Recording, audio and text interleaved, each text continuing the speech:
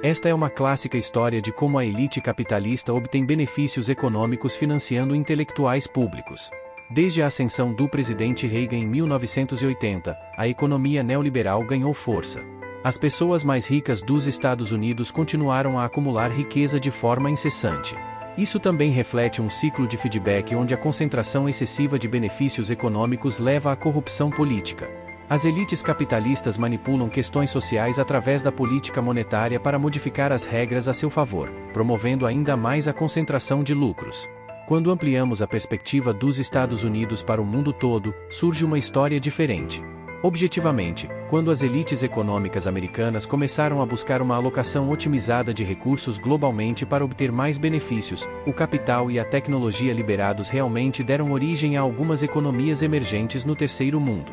Teoricamente, contanto que essas economias emergentes sejam suficientemente diversificadas e os países na cadeia de suprimentos sejam variados, os Estados Unidos poderiam usar sua vantagem financeira, de opinião pública e militar para controlar e explorar essas economias continuamente.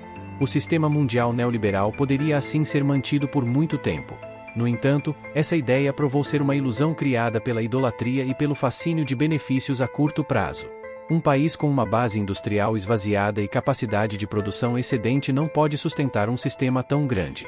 Observando a história, o neoliberalismo apresenta uma mistura estranha. Criou um paraíso para os ricos americanos perseguirem lucros desenfreados, mas simultaneamente produziu um inferno que gera continuamente pobres. Construiu um sistema de comércio internacional que aumentou os níveis de produtividade globalmente, mas ao mesmo tempo levou a um aumento da desigualdade. Ronald Reagan, considerado um dos presidentes conservadores mais proeminentes da história americana, iniciou sua ascensão ao poder nos anos 1980. Durante essa época, o mundo ocidental estava desesperado por novos pontos de crescimento econômico, mais de 30 anos após o fim da Segunda Guerra Mundial, cujos benefícios já haviam se esgotado. A tecnologia da internet ainda estava em seus estágios iniciais e não podia assumir o papel de motor econômico. A crise energética exacerbada pelo embargo de petróleo dos países da OPEP elevou os preços da energia, agravando ainda mais a crise econômica. Por outro lado, para competir com a União Soviética, os países ocidentais adotaram políticas de altos impostos e altos benefícios após a guerra. Quando o crescimento econômico começou a desacelerar, esse modelo também enfrentou desafios. Os Estados Unidos passaram por uma década de alta taxa de desemprego e inflação persistente. Problemas econômicos tornaram-se temas centrais nas eleições presidenciais. Nesse contexto, o candidato presidencial republicano Reagan, apoiado por economistas do lado da oferta, surgiu em 1980. Reagan argumentou que o problema econômico dos Estados Unidos era a inflação de 2 dígitos, causada por dólares demais perseguindo poucos bens. Sua solução era cortar impostos para incentivar a produção, aumentando a oferta de bens e, consequentemente, reduzindo a inflação. Embora parecesse lógico, a economia é complexa e cada ponto de vista tem argumentos a favor e contra. Reagan foi eleito e promulgou a Lei de Recuperação Econômica, que reduziu significativamente as taxas de imposto federal.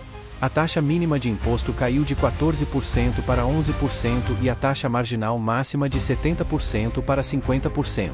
Durante seu governo, a taxa de crescimento anual do PIB real dos Estados Unidos foi de 3,5%, superior aos 2,9% antes de sua administração. A redução de impostos ampliou a produção e oferta de bens, controlando a inflação. Contudo, Reagan e seus conselheiros não preveram todas as consequências.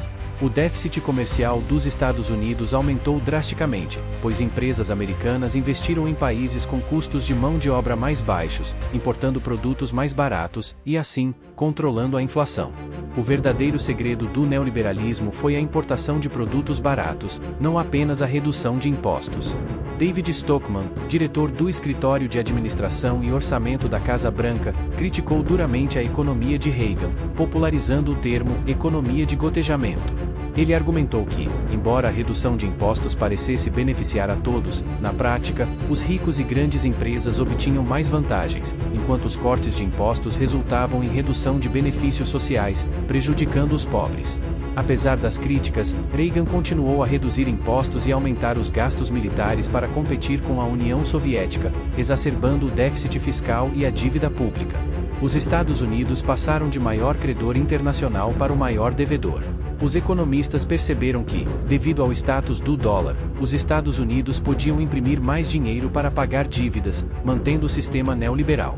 Este sistema, combinando o dólar, a dívida pública e os mercados financeiros, permitiu aos Estados Unidos explorar o futuro e impor custos ao mundo, conferindo uma grande vantagem competitiva durante a Guerra Fria. Nos anos 1980, a União Soviética enfrentava uma estagnação econômica e aumento da instabilidade política. Os gastos militares elevados não se traduziam em benefícios econômicos, levando à crise e eventual colapso do regime soviético. A vitória dos Estados Unidos na Guerra Fria foi facilitada pela economia neoliberal de Reagan, que proporcionou uma vantagem crucial.